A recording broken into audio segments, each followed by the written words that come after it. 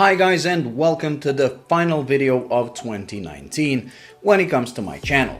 I wanted to use this opportunity to thank you all for following me, watching my videos and commenting for the past year, and also to wish you all the best in the upcoming 2020.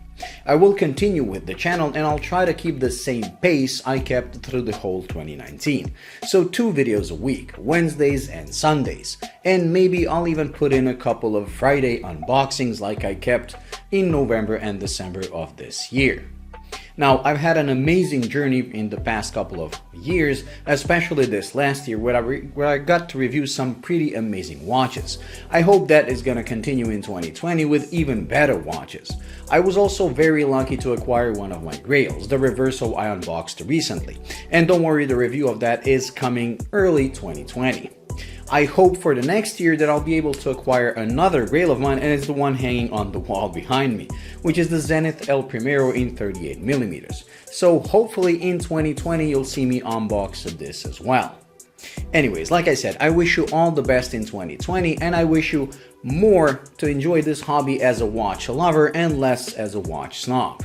As you can see from my channel, I find the same amount of excitement from a cheap Casio calculator watch like the CA53 or my G-Shock DW5000 as I do from a high-end piece like a Reverso.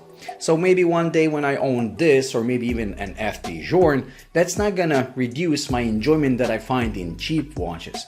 And I guess I'm trying to say that this is a wonderful hobby that includes a lot of brands, a lot of technologies. So don't be a brand snob, don't be a technology snob saying, let's say, that quartz watches are not real watches. They are. Anyone who says a quartz watch is not a real watch doesn't understand how quartz technology works, because it is as amazing as a mechanical watch. So I always like to say for myself that I'm a watch lover and not a watch snob. So don't be snobs. And I'm not just saying it from people that have high-end watches that look down on people with low-end watches. Unfortunately, there's a lot of snobbery going the other way around, where people that have low-end watches assume certain stereotypes about people that have high-end watches, which are usually not true. So let's just all enjoy this hobby, and really there's so many watches out there that there's something for everyone. We all like different things, and remember, always buy a watch that you like, not what others tell you. If you're using watches as a business model, trying to earn money on flipping them, then yes, you should listen to the market and buy things that other people like, not what you like, because if you buy just what you like, most probably, unless you're the same as the market, you'll have a lot of trouble flipping it. But if you're buying these watches to enjoy them for yourself, don't listen to others, listen to what you like.